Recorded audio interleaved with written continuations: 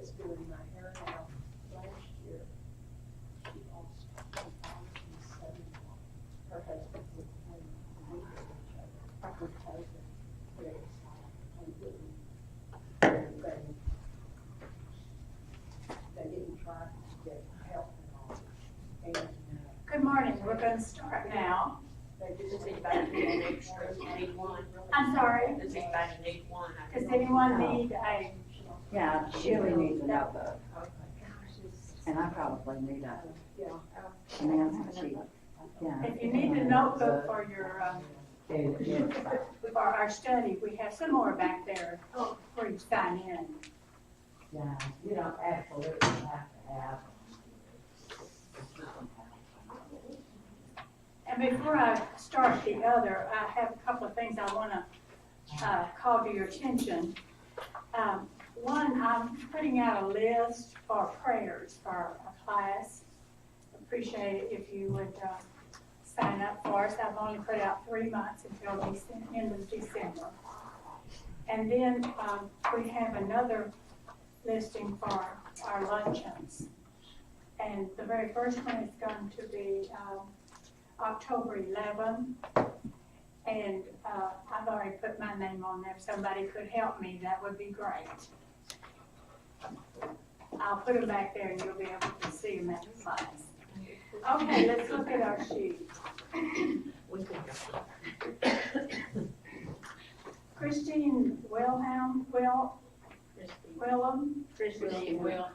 Wilhelm, I said it right first time. Is requesting prayers for her Uncle Wayne and his family. He's in ICU. Sharon Nolan is recovering after a fall.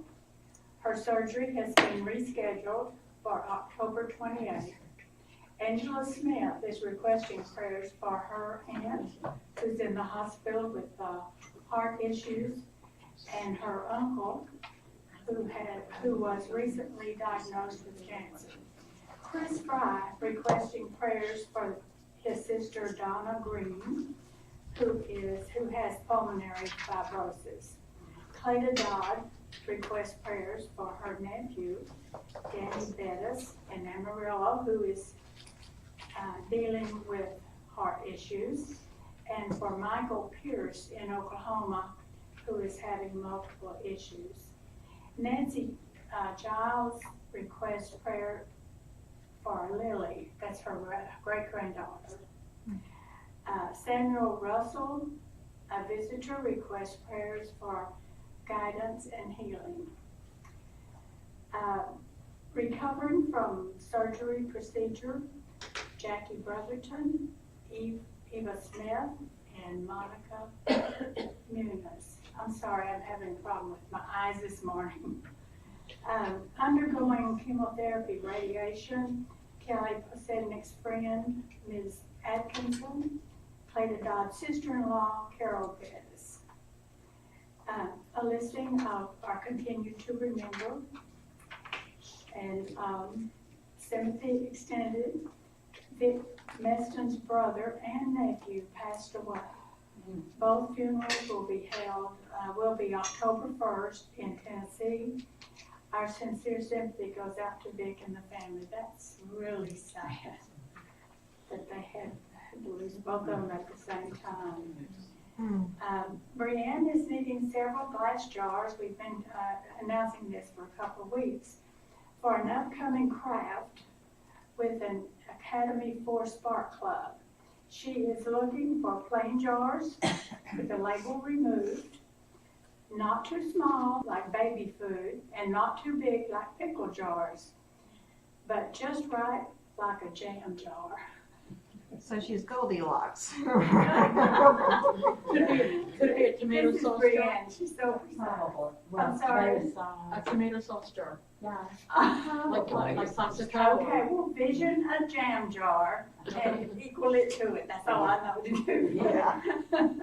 Just think about what a jam jar is. Jam comes in different sizes. Yeah, no, that's my problem. Okay. I don't know, y'all can take that up with Brianne. Coming up Sunday night for the minister this Sunday, October 2nd. Wednesday, ladies quilting, next Tuesday, October 4th, 11:30 a.m. Don't forget to bring a sack lunch. Ladies class luncheon, Tuesday, October 11th. Okay, is there anyone else that wants to make an announcement about someone or?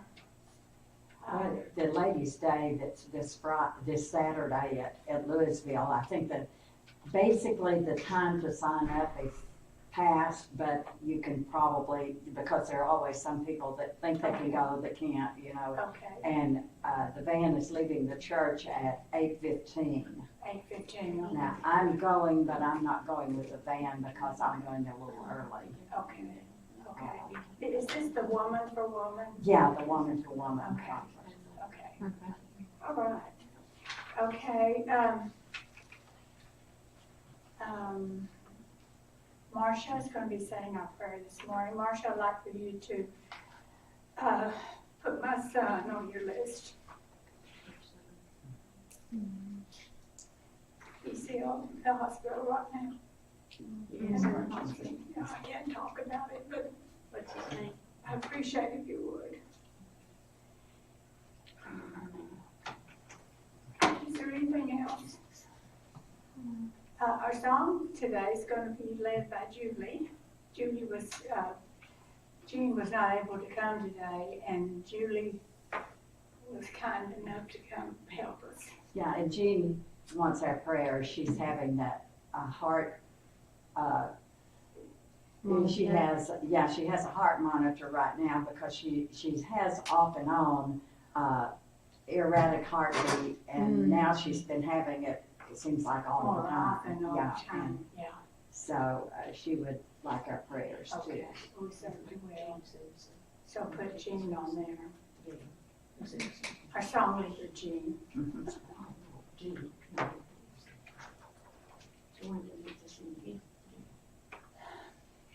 Okay, we'll have our song and then we'll have the prayer, okay? 291.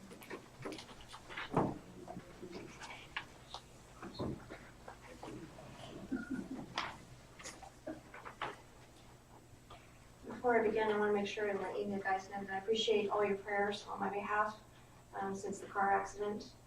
It's been a trial, especially with trying to sell a house and or building our new one. But I am getting stronger. It's just the anxiety of driving is hit and miss on these days. But thank you for your prayers for healing, and I do express my love and thanks. To 291. I know how my God's wondrous grace to me, He perfect known, nor why unworthy Christ from redeemed me for His own.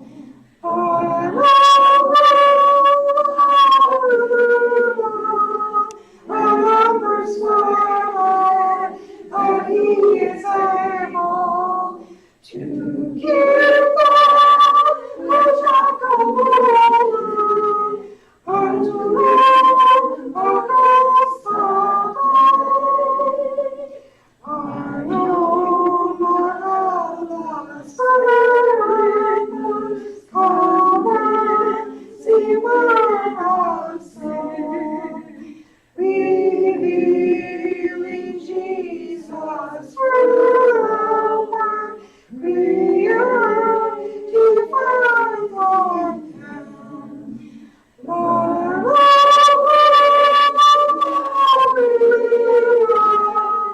I'm persuaded that He is able to give that which I go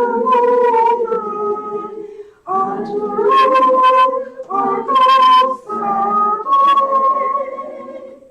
I know that when my overcome, all night hallelujah declare, nor if I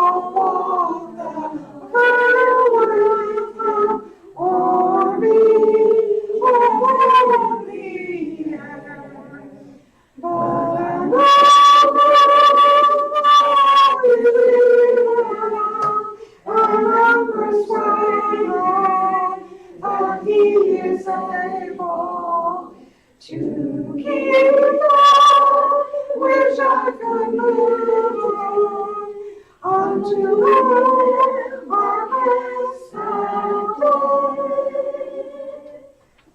Thank you. It was a song that came to mind whenever I was talking about, she had mentioned about the healing the nobleman's son and his faith and his belief healed his son that hour with Jesus. You texted me right in the middle of my class, but when I looked at it, I waited till after class was over and then said, that's a good song.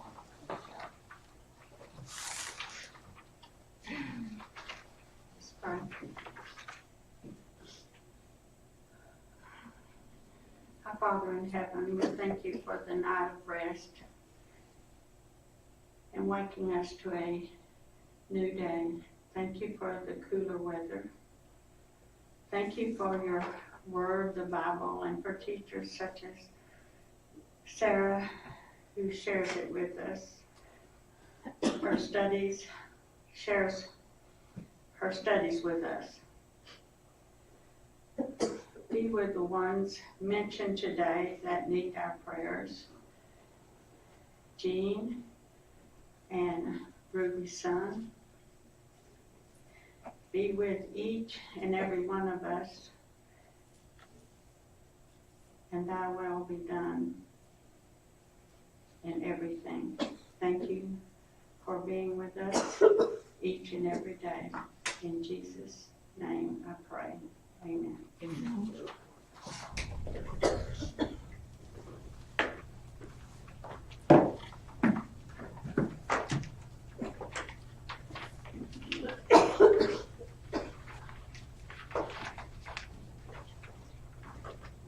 And Julie, the nobleman's son, we're doing these in order. He has them arranged in the notebook. And, because this is from a person who is a member of the Lord's Church, and he puts out question type things like this on various topics and lets you use them as long as you don't sell them.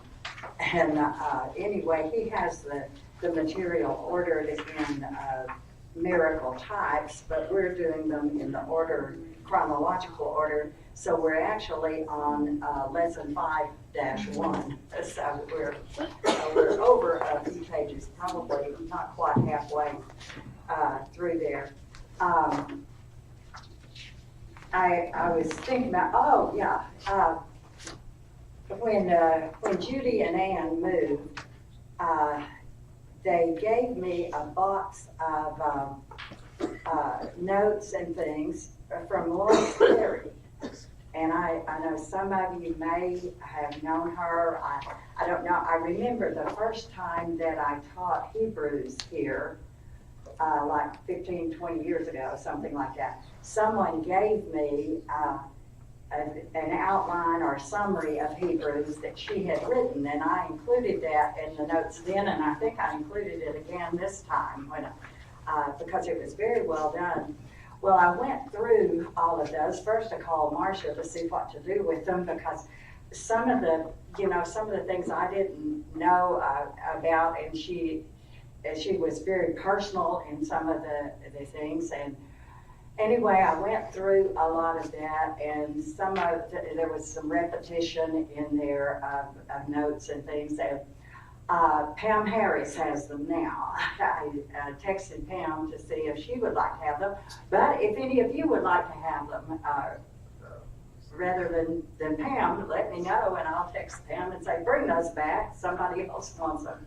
But I found several copies of this poem that she had written.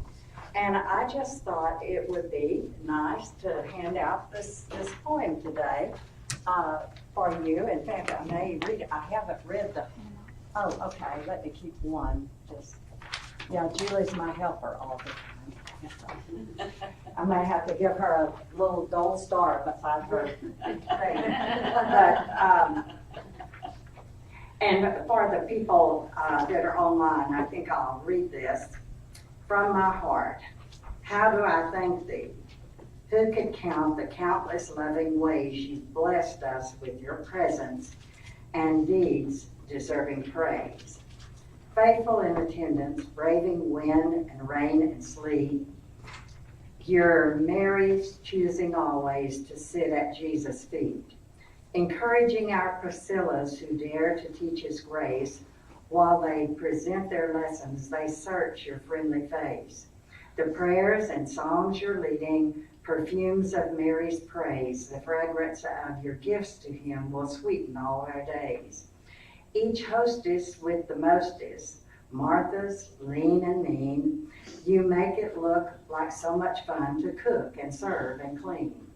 With Lydia's leading efforts to preach the word abroad, good women, wives, and widows come with offerings for God.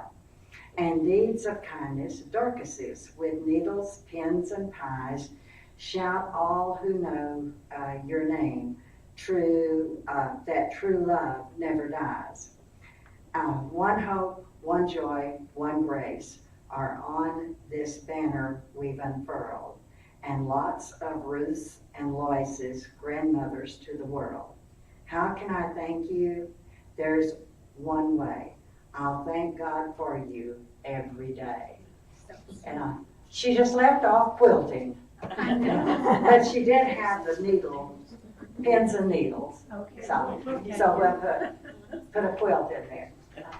But I just thought that was very, very good, and I thought I would share that with all of you and I'm glad I ran across that. And I want to say one other quick thing before we get into the lesson today. I was sitting here as Ruby was announcing about her son, and I was sitting there thinking about the time when Gary's father was in ICU in the little hospital in Sulphur Springs. The waiting room for the ICU was right across the hall for the waiting room for the new parents. And here we were, I just thought about that all through the week. We were sitting there at one of the saddest days in our lives, and right across the hall were people celebrating the happiest day in their lives. And I know Ruby is fine with me sharing this with you guys. I have a happy thing to share.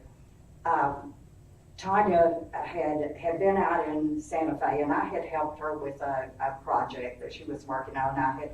I had proofed her PowerPoint and all this kind of stuff, and then she had a meltdown that she just couldn't do this and blah, blah, blah. And I had to talk her through it and say, yes, you can, you'll be okay, you can do it, you can do it. And of course she did it, and sent, when she got through with it, she sent a text, nailed it. Well, I knew she would. But I told her, I said, okay, and Pam, I don't know when Emily was out there if y'all ever went to Chocolate Maven. Yes. Yeah, okay. I told Tanya, I said, okay, my help deserves something good from Chocolate Maven. So Tanya bought me a chocolate tart, yay big. And she brought it back, but she said, I guess I'll have to put it in the freezer because she couldn't get it to me right then. And then since Gary was gone, Peyton was calling me almost every day, but he and I were working on selling his car also, and so, but he would ask me different things about what was going on. Okay, all right, he does that anyway. Then Tanya said, I know what, since Dad gets home on Saturday, why don't I come over on Sunday and let's go out to eat somewhere or something? And I was like, I don't really want to go out to eat, but why don't we just, but she kept saying that, let's do that. I don't want you to have to make anything. And of course I did put something in the crock pot, all right, just because that's what mothers do, you know. Well, after church, we got a text from her that said, I'm on the way. Meet me at Mercado Juarez. Y'all know where that is, over on 35. She said, meet me at Mercado Juarez in a while. So we go over there, and she comes in after a while, and we're sitting there at table 4, looking at the menu, our table for three of us at the table, you know, looking at the menu. And then over on the left, I hear this voice that says, I'm from out of town. What's good to eat here? And I look over and somebody's impersonating my son. No, they had cooked this up, you know, that he would fly in and she would bring him things. So we've been having some happy times together. But if my brain goes off the rails somewhere, I am full of chocolate. So the best chocolate in the whole world. And so just wanted y'all If to, you do extra good, yeah, we'll then, all go out for chocolate. yeah, you know. Well, and Peyton's always thinking of helpful stuff. He brought me chocolate with, let's see, it's dark chocolate with toasted quinoa and sea salt. Oh, wow. Little, and that's really good. But that chocolate tart though is, oh. And there's still some of it left. I was nice, I shared it with everybody, but I'm not sharing it with all of you. I left it at home. Okay, but I knew y'all would kind of enjoy that. I'm just concerned too. I know how we are when something's wrong with our children. I read an article years ago that said that there's no such thing as minor surgery when it's done on my child. And it was talking about the agony that parents went through for just a minor surgery. But when it's something more major, it really hurt. And so let's lift Ruby and her family up in prayer and love her and help her through this and all like that. And you said your son is 66. Yeah. That's not old. I know. And I was thinking, Ruby has a son that's old. But anyway, well, let's get to our lesson today. And one of the things that I wanted to do, I wanted to kind of wrap up some things from last week because we did talk a whole lot about that first miracle, and we talked about Mary's role in that. And afterward, Jamie asked me a question about it, and we talked for a bit. And then as I was driving home, I got to thinking, oh, maybe I left it where it looked like I was just surmising, you know. But sometimes you do have to read the scripture and then say, well, what was, you know, make some conclusions about what was going on here. And so I went to a book that I have especially enjoyed going through. Well, I had enjoyed going through. It's about yay thick. It's I think it's a combination of 4 books written by R.C. Foster, but some preacher recommended that as one of the best written on the life of Christ. And it's from the Conservative Christian Church out of Springfield, Missouri. They publish a lot of really good stuff out there. When they get to instrumental music, they go off the rails. But at any rate, and this was published, I think, in the late 1800s, I think. So this was, but one of the things that I found that he had researched is from the original language. When Jesus says to Mary in John chapter 2, a woman, what does your concern have to do with me? An hour has not yet come. He said that the Greek construction of that is, woman, what to me and to thee? You know, it kind of focusing on their relationship. What had their relationship been before? Mother and son, hadn't it? But he had left home.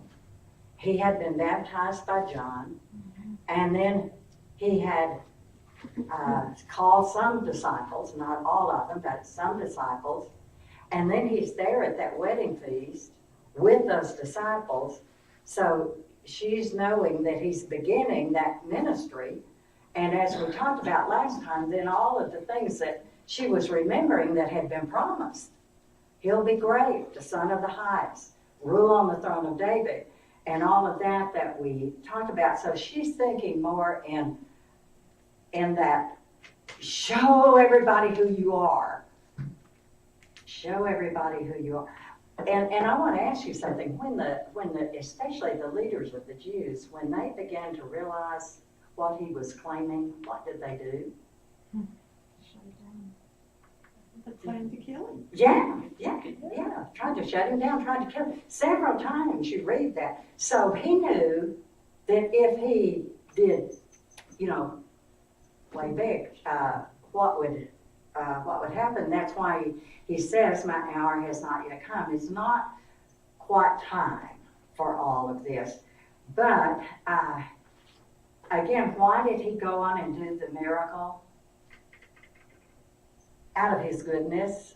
And as I mentioned to Janie, it was low key. It wasn't a big splash. It was a very low key. He didn't get up and announce, I am the one, It was very low key. And yet, the disciples knew what had happened. The servants knew. And the servants knew what had happened. And it said he manifested his glory. His disciples believed on him. Yet what are we going to find out about his disciples later on? What is their belief? It's not always mature, is it? And that gave me a lot of, when I was thinking about that this week, and the nobleman's faith, we'll talk about that in a few minutes. Well, I'll wait until I get there and then say what I was thinking. Now y'all can sit there and wonder, what was she thinking? As I said, I'm like Cassius in Shakespeare's Julius Caesar. Young Cassius is dangerous. He thinks too much. But anyway, Mary did have remarkable faith and insight into Jesus. And she understood that rebuke, that he had something, that he wasn't hers to claim anymore. And she understood that. And yet, we find out later, didn't she come and was concerned about, because he hadn't eaten and maybe he needed to rest and all. And aren't we that way about our kids? That's a mother part. Yeah, that's a mother part. That's what I tell Peyton every time he leaves, be careful, watch the street. And Mother, he said one time, I'm 22, not 2. And I said, I know, but every time you leave, I'm going to say, watch the street because I'm your mother. I'm just going to do that. But that's what we do. Yeah, we're always concerned. And Ruby's concerned today. We're always concerned about those little guys. But Mary had to back away and see him in a different light.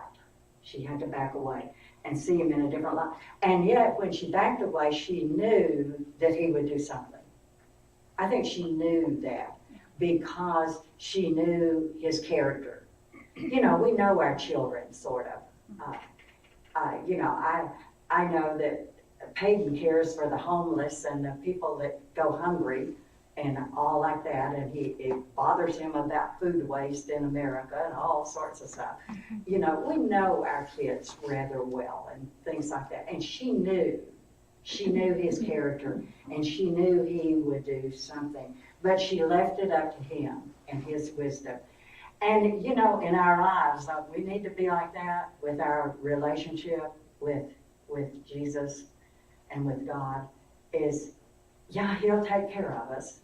But let's leave it up to him. We don't always know what is best. We don't always know. But one thing we do know is even if what we fear is the worst happens, what does he do? Doesn't he see us through it? He takes care of us through that. But now we get to, and I think it's important to see the background of what's going on, because if you just jump from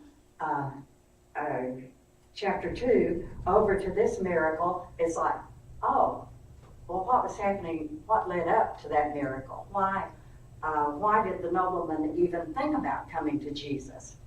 And so if you, and we'll just highlight some of these scriptures, but And first of all, at the end of John chapter 2,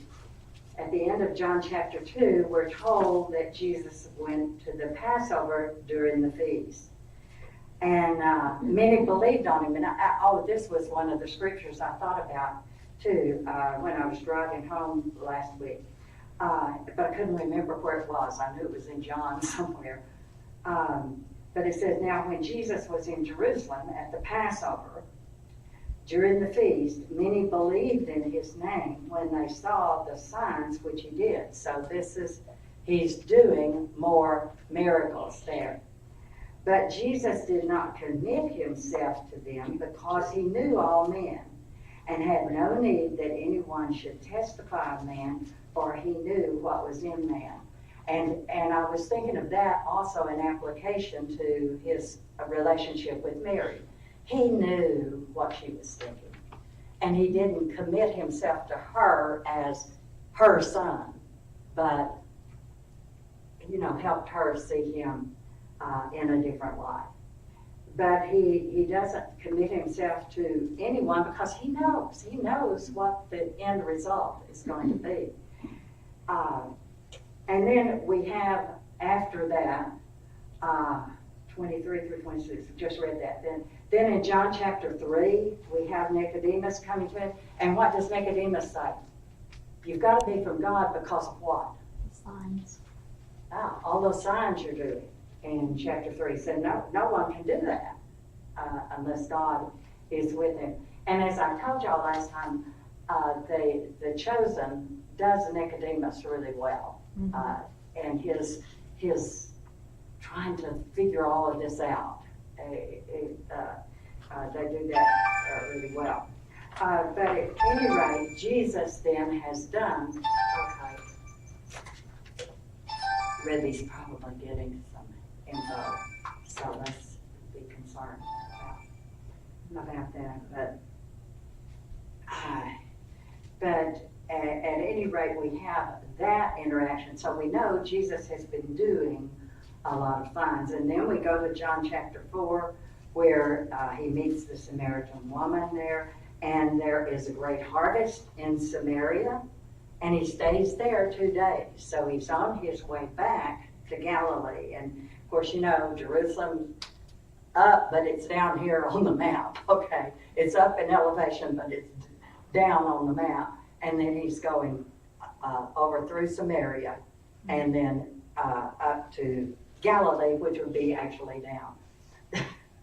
Because the Bible uses down and up for elevation. We use down and up for north and south, or south and north, I guess I should say it like that. So he goes back to Galilee in chapter 4, verses 43 and following.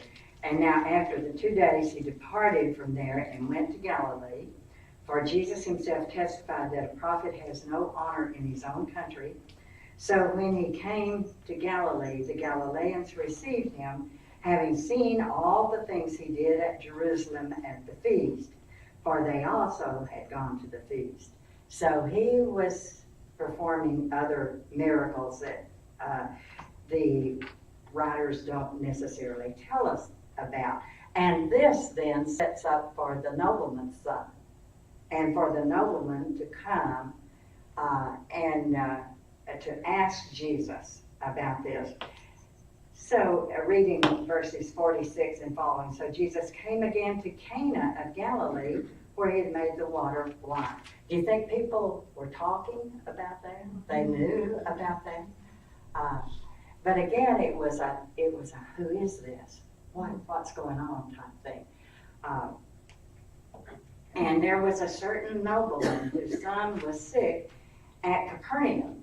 So Cana and Capernaum are separated by about 20 miles. I looked that up. I'm so proud of me. I looked that up. But they're separated by about 20 miles. And if you're walking or traveling as they did, that's close to a day's journey. So he has come from Capernaum, left his son sick, and he's come from Capernaum to Cana to entreat Jesus.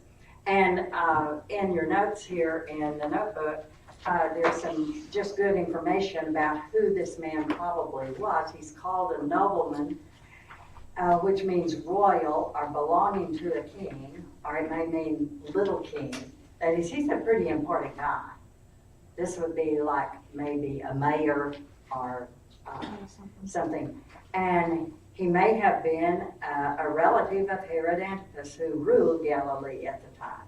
That's quite possible. He's got connections up in government. And that's another thing that sometimes we don't think about with Jesus, but there were people high up in government who supported him. And in fact, some of the women who supported him, one of them was the wife of one of Herod's servants. Yes.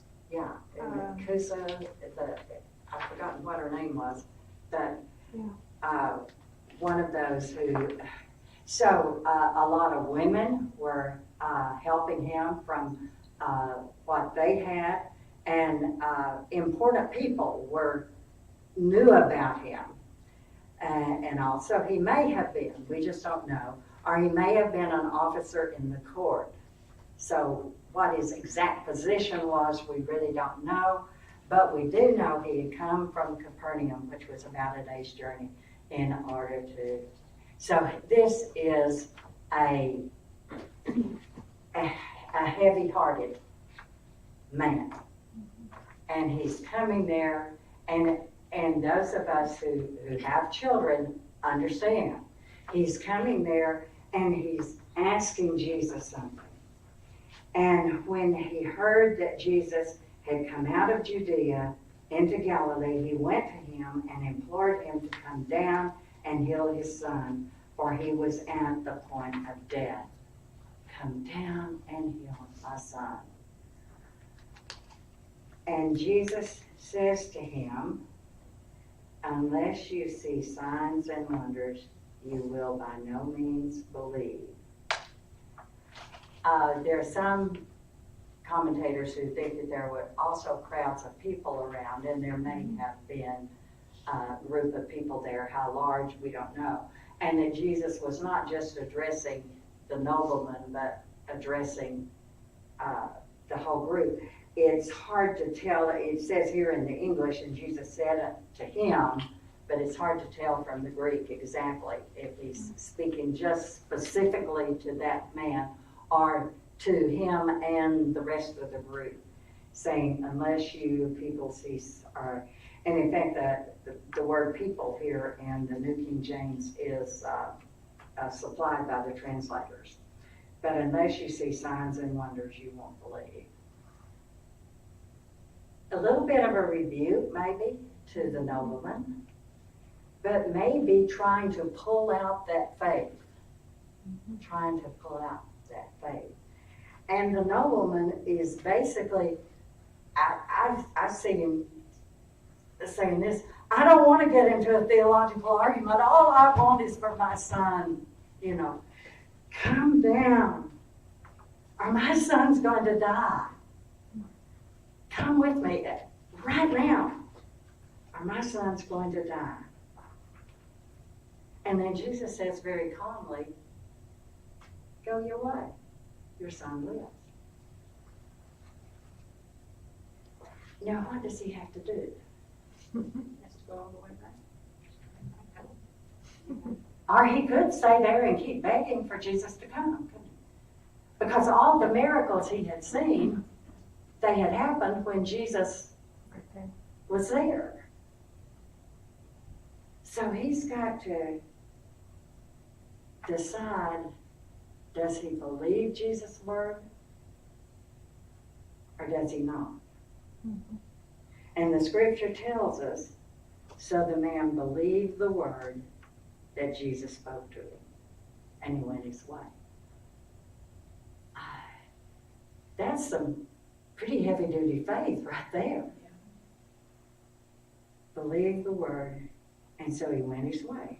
It wasn't like his son was, a couple blocks down in our Yeah. real world, or in our current world, it's a couple counties away, Right. kind of thing. It wasn't like his son was right there that he could go check and make sure. He Yeah. had to travel that entire distance back in Back. order to think about that on the way home. Right, right. That's a good point, Julie. And for those online, she was saying that, that it took a day's journey, basically, for him to go back. And so he's having to think about that and see what has, because it wasn't like he was real near and he could go and check and say, oh, is he okay? He had to go, and then his faith is validated. And as he was now going down, so he's going down to Capernaum, his servants met him and told him, your son lives. Do you think he expected that news? Yeah. I kind of. And he asked them, what hour did he start to get better? And they told him, well, about the 7th hour. Not about the 7th hour, at the 7th hour, the fever left him. And what did the father know then? It was exactly when Jesus. So the father knew that that was the same hour in which Jesus had said to him, your son lives. And now it says, and he himself believed and his whole house. Now, and then John comments that this is the second sign. It's not actually the second miracle that Jesus did, but it's the second sign that John is pulling out and recording. But he believed the word, but at first he believed that Jesus had to be there. Then he believes the word, and then he believes again, a stronger belief, and his whole house. That includes servants, his whole household. Oh, yes. I think it didn't take him all day to get back home. I think he ran. Yeah, he may have. If he could have, and the servants met him somewhere along the way. They probably knew they had good news, but they may not have started out immediately, because sometimes people rally and then really get worse. But yeah, he at least if it had been the mother, she would have run back, wouldn't she? But he probably, yes. But it does take him a while. It does take him a while. But that's a good, just looking at this and knowing the feelings that go into all of this kind of thing. But then let's get some lessons for us out of all of this. Let's see. Where do I have? Well, and these questions that are on here, they're all, pretty well, like question 2, how sick was the son? Well, about to die. Why did the nobleman come? First one, because his son was sick and he wanted Jesus to come and heal him. And what did Jesus tell him? Of course, go, your son lives. Well, first of all, Jesus told him, unless you see signs and wonders. And then, but when Jesus told him to go, your son lives, the nobleman went because he believed the word of Jesus. So his faith is increasing. And I think of that, have we personally seen any miracle that Jesus has done? But what did John say about the signs he wrote? These are written that what? That we might believe. So we have to believe the word, don't we? We have to believe the word that was spoken. And Jesus also said, the words that I speak unto you are spirit and life. So we have to rely on this word. And then when Thomas, wasn't with the group of disciples after the resurrection, and then he's with them the next time, And when he puts his hand in his side and the nail prints, and he says, "My Lord and my God." And for a Jewish person to say that, you know, he's saying that Jesus is equal with God. My Lord and my God. And what does Jesus say? You're blessed because you've seen, but more blessed are what? That have not seen and believed. Is that you and me? Mhm. And then I was thinking too about this.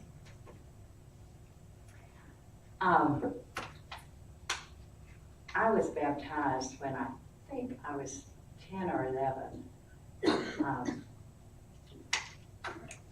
It was on the Mother's Day. I remember that.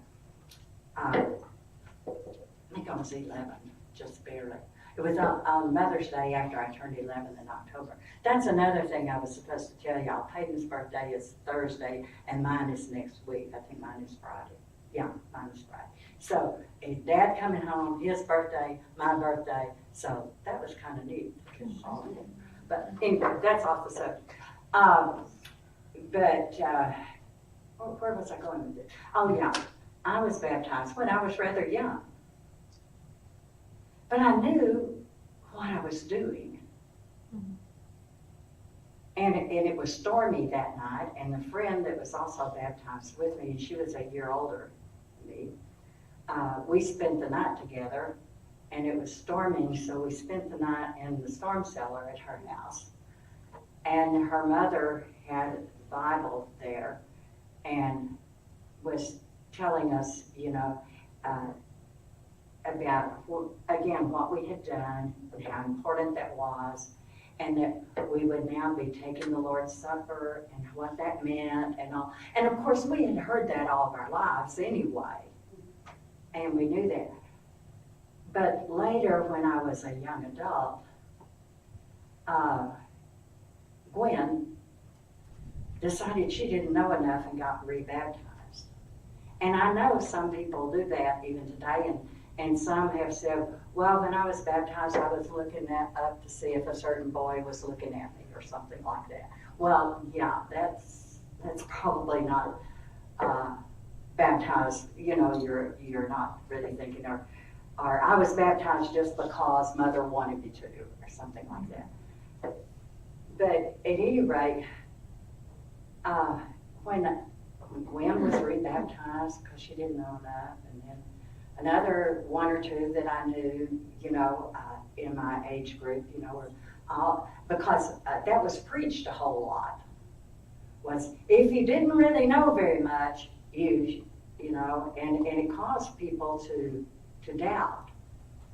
Well, I asked my grandfather, are you surprised? And I said, Granddaddy, I'm just concerned. Did I really know enough? Was I really baptized?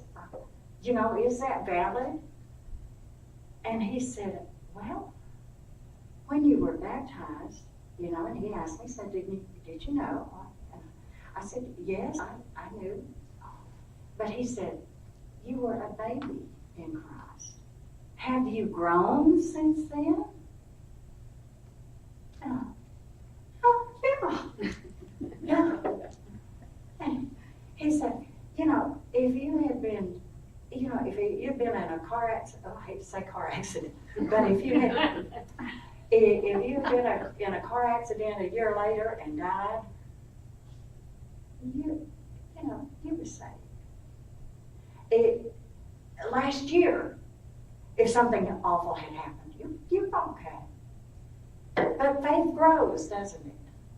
Faith grows. And if you can't look back at your life as a Christian and say, ooh, I didn't know very much back then. And I know more now, then something's wrong. You know, we grow. And we grow in Christ just like we grow physically. And I was thinking about this nobleman's faith. Yes, he had faith because he came to Jesus. And then when Jesus said, go your way, yes, he had faith. But then when he got there and saw, then he believed in who else? His whole house.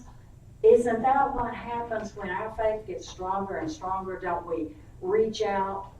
Don't we tell others? Don't we? Yeah. And that's what I see as a lesson for us here in his faith. And then I also see that lesson that whatever happens, what Jesus says is true. It's true. And in fact, it wasn't too long ago, because sometimes these doubts, like I said, young Cassius is dangerous. He thinks too much. But a couple of years ago, I think I said something to Gary, and of course he knew me in college. And I said, sometimes I wonder. He said, I don't. I know exactly what you believe. Because I was, and okay, he said, you're crazy for wondering that. And that's, he's just real simple on things. Yeah. On the side with Jesus, we know what power he had, not only what he could do, but it said that people were amazed at his teaching. Oh, yeah. And the man knew by just listening to what he was saying. He had no doubt in his mind. Right. Because it says that those in Galilee had been to the Passover. Mm-hmm. So he had probably been to the Passover, unless his son was so sick right then. Mm-hmm. But even if he hadn't been, he had heard what was going on there. And that's where Jesus had cleansed the temple and said, don't make my Father's house. So he had claimed, that equality with God. Yeah. So he, and then too, in Jesus' teaching. Yeah. That's what I was trying to say. Right. He taught as one having authority, and not as the scribes. Because the scribes taught quoting some other scribe, quoting another scribe, quoting another one. And then when they might finally get back to Moses. And sometimes when I have a stack of commentaries that I'm reading from, I thought, I don't want to be like the scribes, But it doesn't hurt to pick the brain of somebody that's studied longer than you have, or in more depth than you have, and bring that down to where we can all appreciate it and understand it. But yeah, Ruby, his teaching as well as his works, his word and his works were, and in fact, here we see a response to that miracle of belief, faith in Jesus. And I want us to be looking for the response of the people each time we study a miracle. And sometimes we may put 2 or 3 of the miracles together as we study them. But I want you to be thinking about the response that people had. And Mark's gospel is interesting to read because he talks about the response of a little bit more, and sometimes he'll say they were all amazed with a great amazement. And that's there were so just how do you describe what you see and all like that. That is all I think I had. I'm not sure what time it is. I forgot. Well, I forgot. Oh, okay. I've kind of gotten used to that all. But I was working late last night on another thing that I'm as bad as Tanya. I put stuff off until the night before. But I didn't put my watch on its little thing. And next time, let's see, where are we on the chronological order? Let's see. I think it's the drought of fishes. Yeah, the first drought of fishes. So we'll be in John's Gospel again. And that one is a good one. So there's where we'll be, and I think that is that lesson 1? Oh, it's lesson 1:5. Okay. I guess 1:4 or 1:5. Yeah, but that says Luke. Anyway, the one that I was thinking about was not. Oh, the drought of fishes. Yeah, Luke chapter 5. I was looking up at. Sometimes I do that. I get offline. I did that in my math class the other night. I did a problem and then I looked to check the answer because the answer looked a little strange. And then the answer that I saw was just way off the wall. And I said, guys, this is weird, what the answer is. And I said, I'm going to have to work on this problem a little bit more. I'll work on it at home and tell you about it. I got home and looked at the key again. I had looked at the wrong line. So I said, the answer was right, but I thought I understood the silly problem. You know, sometimes it was a business application, so sometimes I don't know the business ones. You can do you have another song? If you want me to. Yeah. Okay. 93. 93.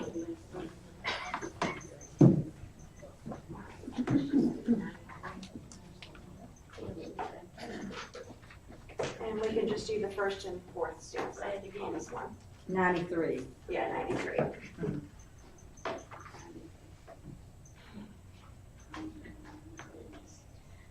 Christ for the world we sing. Oh, world through Christ we bring.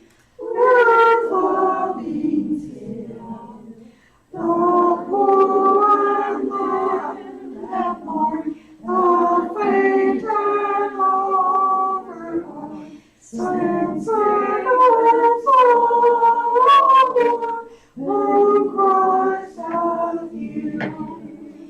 Christ for the world we sing. The world to Christ we bring. With joyful song, the numerous souls whose names we claim from landers ways, inspired hope of grace to Christ belong.